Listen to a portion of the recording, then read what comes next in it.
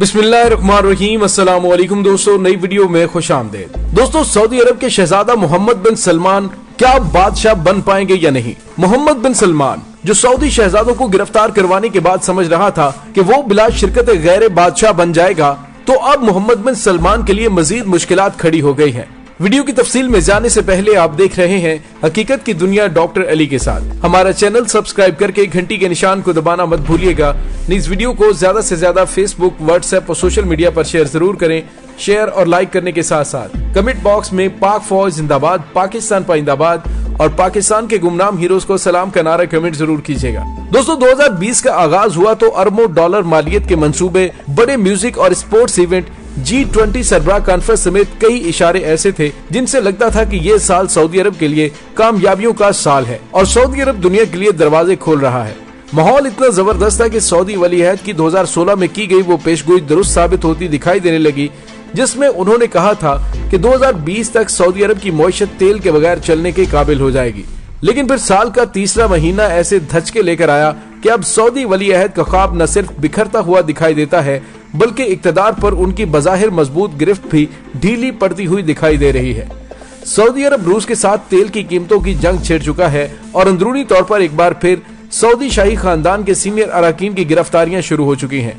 Saudi वली अहद जो सहाफी जमाल खाशोगी के कत्ल, यमन जंग और इंसानी हुकूक की खिलाफ वर्जी के इल्जामात के बावजूद अमरीकी सदर डोनाल्ड ट्रंप और उनकी इंतजामिया की मदद से तमाम बहरानों को टालकर आगे बढ़ते दिखाई दे रहे थे, मगर वो अब एक बार फिर अंदरूनी और बैरूनी मुश्किलात में घिर चुके हैं। शहजादा मोहम्मद बिन सलमान 2015 में अपने वालिद के बादशाह बनने के बाद से सऊदी रियासत पर कंट्रोल मजबूत बनाने की जुस्तजू में मसरूफ है और इक्तदार की दौड़ में शामिल दीगर शहजादों को ओहदों से बेदखल करने और उनकी बेतौकीरी का सिलसिला भी शुरू किए हुए है।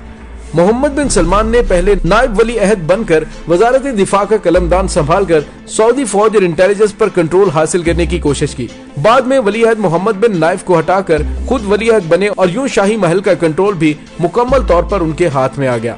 शाह सलमान के इक्तदार के 5 साल मुकम्मल होने के बाद अब इत्तलात ये है कि शहजादा मोहम्मद बिन सलमान इस साल नवंबर में सऊदी अरब में होने वाली G20 कॉन्फ्रेंस से पहले बादशाह बनने की तैयारियों में है। इसी कोशिश में शहजादा मोहम्मद बिन सलमान ने मार्च के पहले हफ्ते में अपने सगे चचा और शाह सलमान के भाई अहमद बिन अब्दुल अजीज को गिरफ्तार करवाया। उनके अलावा साबिक वली अहद मोहम्मद बिन नाइफ को भी हिरासत में ले लिया गया है। ये दोनों शहजादे शाही खानदान में शाह सलमान के बाद सीनियर तरीन अराकीन है।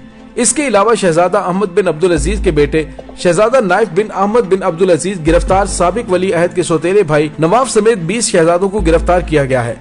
शहजादों के अलावा इंटेलिजेंस और फौजी अफसरान की गिरफ्तारी की भी इत्तलात हैं, ताहम उनकी तस्दीक नहीं हो सकी। शहजादा अहमद बिन अब्दुल अजीज के बेटे नाइफ बिन अहमद बिन अब्दुल अजीज गिरफ्तार अफराद में सीनियर तरीन पोजीशन पर हैं। वो सऊदी लैंड फोर्सेस की इंटेलिजेंस एंड सिक्योरिटी अथॉरिटी के सरबराह हैं और 20 शहजादों की गिरफ्तारी के बाद बाकी शाही खानदान को पैगाम दिया गया है कि वो शहजादा मोहम्मद बिन सलमान की हमायत में ट्विटर पर पैगाम जारी करें और उसके लिए कलना सलमान कलना मोहम्मद का हैशटैग इस्तेमाल करें। सऊदी अरब में गिरफ्तारियों के मौके पर यह हैशटैग टॉप ट्रेंड रहा। शहजादा मोहम्मद बिन सलमान ने उन गिरफ्तार शहजादों पर इल्जाम आयद किया है कि ये इक्तदार पर कब्जे के लिए अमेरिका समेत बैरूनी ताकतों से राब्ते में थे।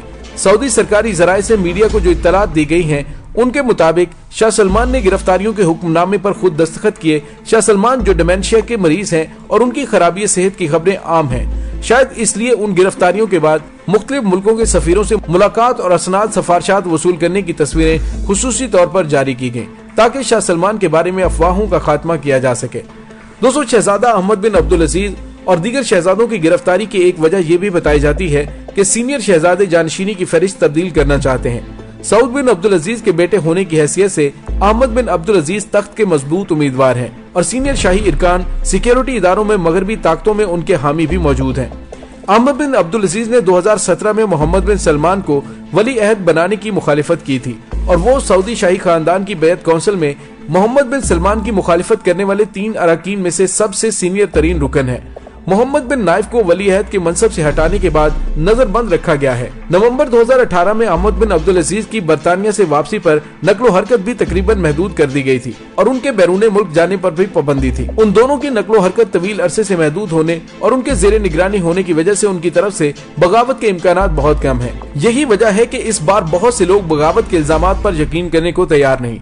हालिया गिरफ्तारियों की दो ऐसी वजूहात हैं जो ज्यादा काबिल कबूल और मंतकी नजर आती हैं। उनमें पहली वजह ये बयान की जाती है कि अहमद बिन अब्दुल अजीज बैत कौंसिल के सरबराह का खाली ओहदा संभालने के लिए जोड़ तोड़ कर रहे थे।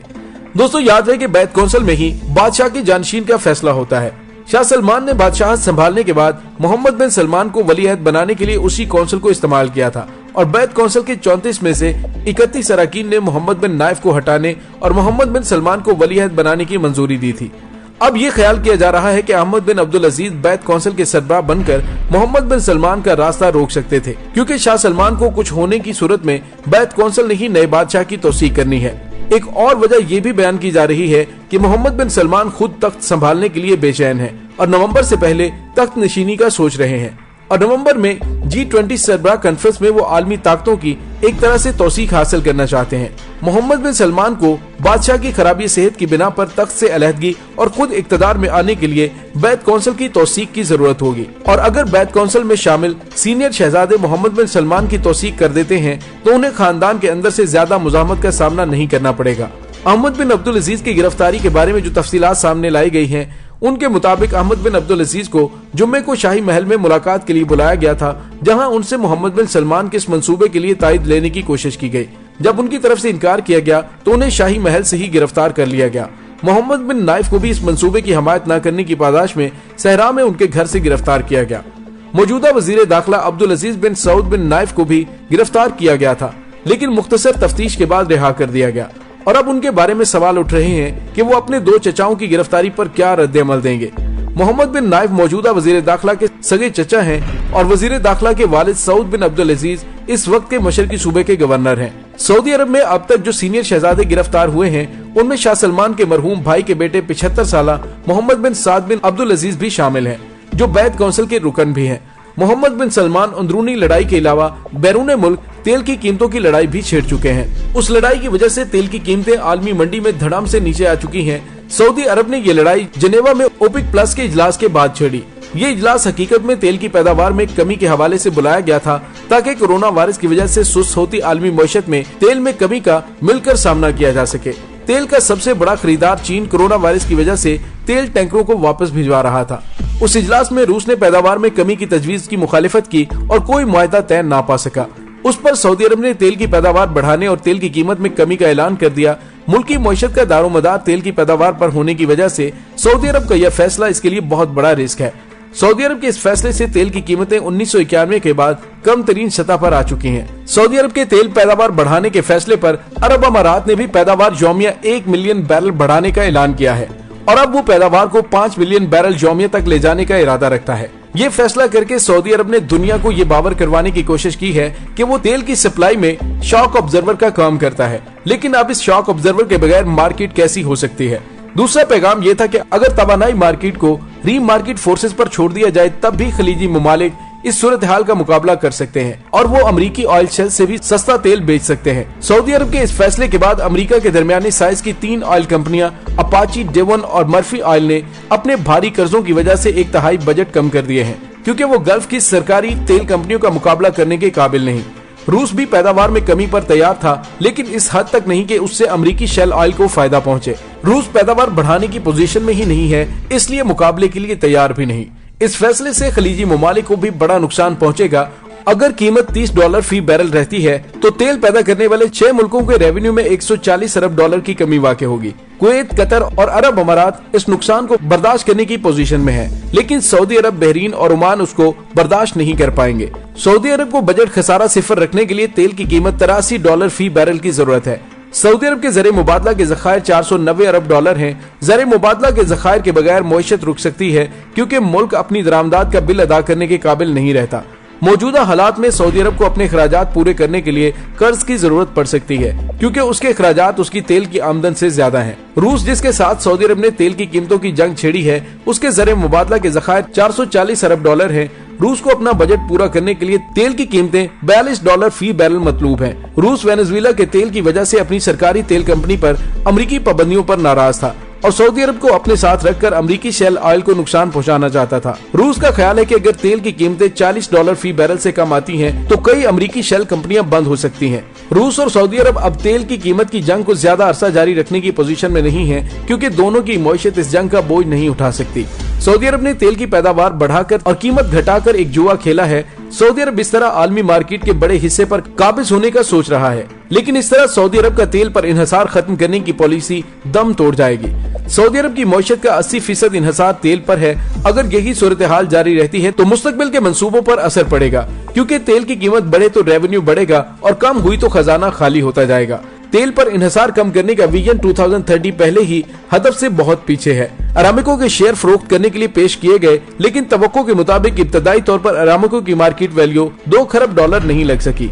अब तेल की कीमतों में कमी के बाद अरामको के शेयर्स की कीमत 12% कम हो चुकी है। बराह रास्त बैरूनी सरमायाकारी के अहदाफ भी अभी तक हासिल नहीं हो पाए। मोहम्मद बिन सलमान की पॉलिसियां एक जवारी की चालों जैसी हैं।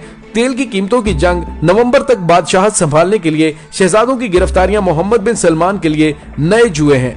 अमेरिकी सदर डोनाल्ड ट्रंप और उनके दामाद के दिलाए एतमाद पर मोहम्मद बिन सलमान ने ये बड़े दाव खेले हैं, क्योंकि ये भी इत्तलात हैं कि शहजादों के बारे में बगावत की खबर अमेरिकी वज़ीर ख़ारिजा माइक पोम्पियो ने पहुंचाई थी। अमेरिकी सदर पर जुआ भी बड़ा दाव है। अगर नवंबर के इलेक्शन में ट्रंप के मद्दे मुकाबिल जो बाइडेन आते हैं और जीत भी जाते हैं, तो उनकी मशरिक़ वस्ता से मुतल्लिक पॉलिसी बिल्कुल मुख्तलिफ होगी। अमेरिकी CIA भी मोहम्मद बिन नाइफ को सऊदी अरब में अपना असासा समझती है। इसलिए अगर जो बाइडेन सदर नहीं बनते तो व्हाइट हाउस में CIA के मोहरे सदर ट्रंप को पॉलिसी बदलने पर मजबूर कर सकते हैं। इस सूरत में मोहम्मद बिन सलमान के मुकाबले में अमेरिका मोहम्मद बिन नाइफ का हमायती बनकर सामने आ सकता है। दोस्तों, इसके साथ ही डॉक्टर अली को इजाजत दीजिए। इंशाल्लाह बहुत जल्द मिलते हैं एक नई वीडियो में। तब तक के लिए अपना बहुत सारा ख्याल रखिएगा। पाक फौज जिंदाबाद, पाकिस्तान पाइंदाबाद, पाकिस्तान के गुमनाम हीरोज को सलाम। अल्लाह वारिस।